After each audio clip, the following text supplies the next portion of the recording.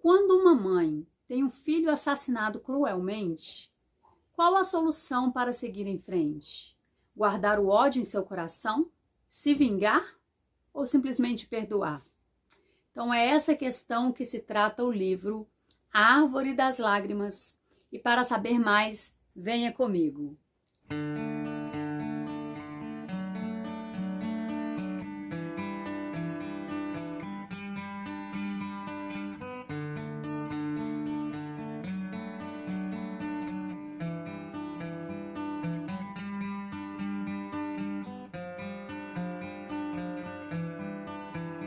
Olá, leitores de todo o Brasil! Eu sou a Simone Jurubeba e hoje eu vim aqui conversar com vocês sobre um livro que eu ganhei de presente em 2014, que é este daqui, ó, Árvore das Lágrimas. Fui presenteada por uma amiga muito querida, a Júnia Pink.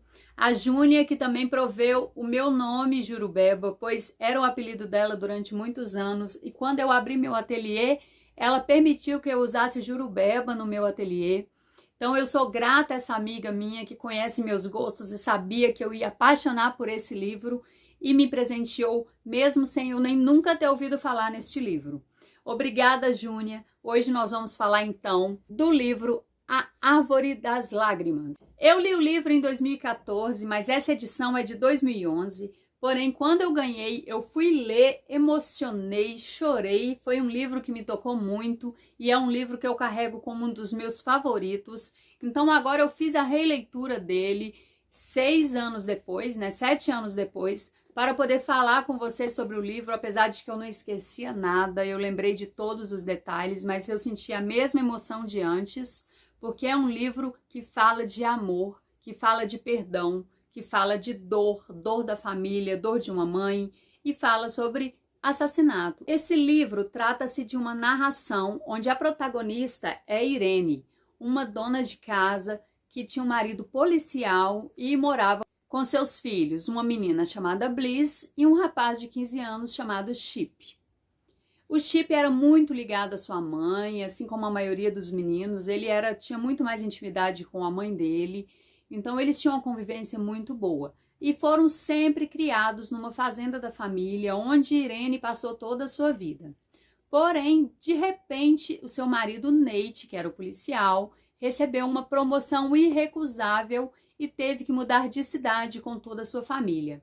Irene estava com um mau pressentimento e ela sentia que aquilo não era uma coisa boa, mas ao mesmo tempo ela pensava que é porque ela nunca tinha mudado. Ela estava se afastando de toda a sua família, que ela cresceu com eles e conviveu com eles toda a vida. Estava afastando também os seus filhos dos seus primos, parentes, e isso deixou ela confusa. Ela não sabia bem os sentimentos que ela estava tendo.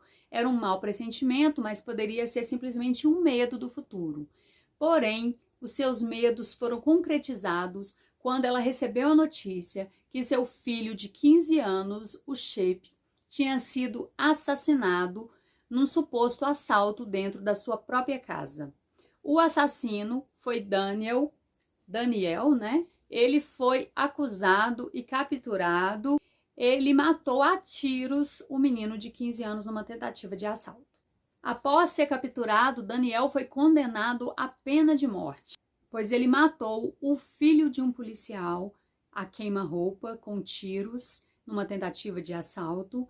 Então ele ia ser condenado à pena de morte. Durante esse período que ele ficou na prisão esperando a execução, a família tentou continuar sua vida. A família tentou seguir em frente de uma maneira doída, mas tentaram continuar a vida deles. Mas Irene nunca teve paz. Ela não sabia se o que ela desejava era vingança, ela não sabia se o que ela desejava era morrer junto com o filho, ela não sabia o que iria aliviar o seu sofrimento, mas ela sentiu que precisava se comunicar com Daniel.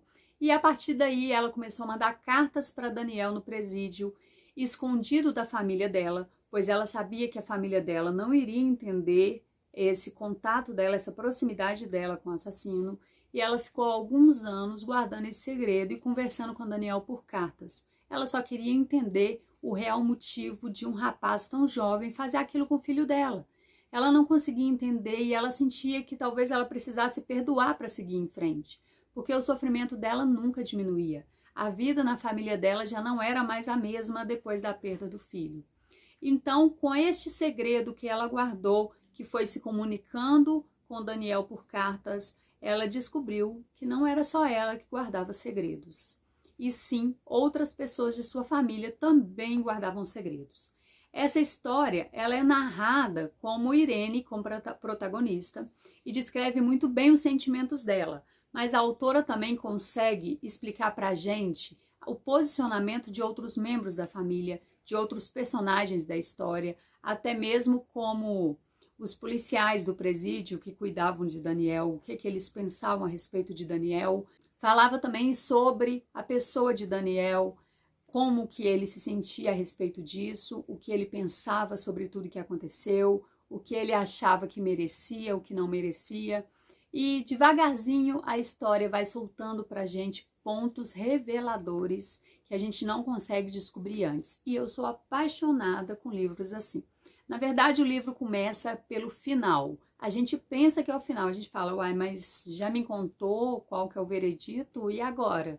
Mas não, gente, no final tem uma revelação bombástica, tem segredos que a gente não consegue imaginar, coisas que levam a gente a pensar no amor, que levam a gente a pensar no outro, que leva a gente a imaginar a nossa vida, a nossa forma de agir, os nossos pensamentos, nossos julgamentos e também a pensar na nossa família.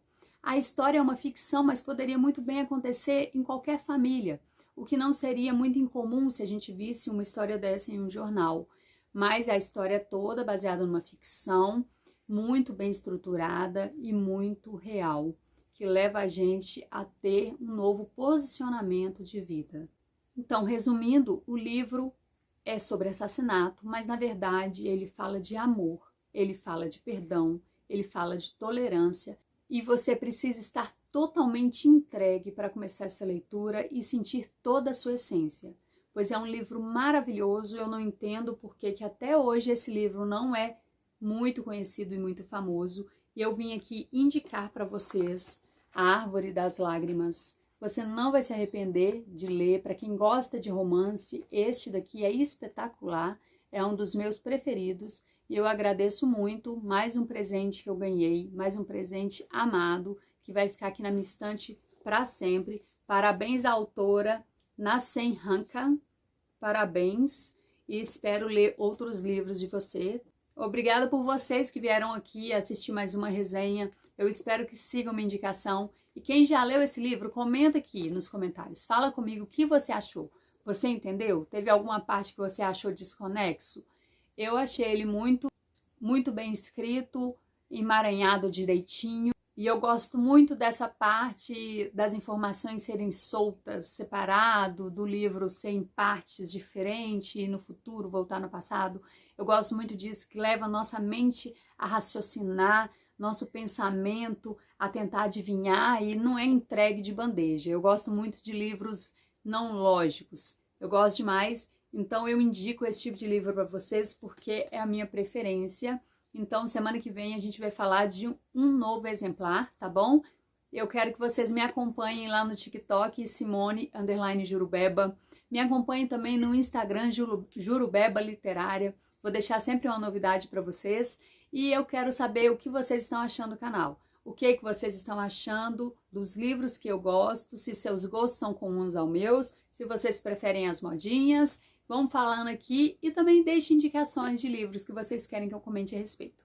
Um beijo, até mais, até a próxima semana. Tchau!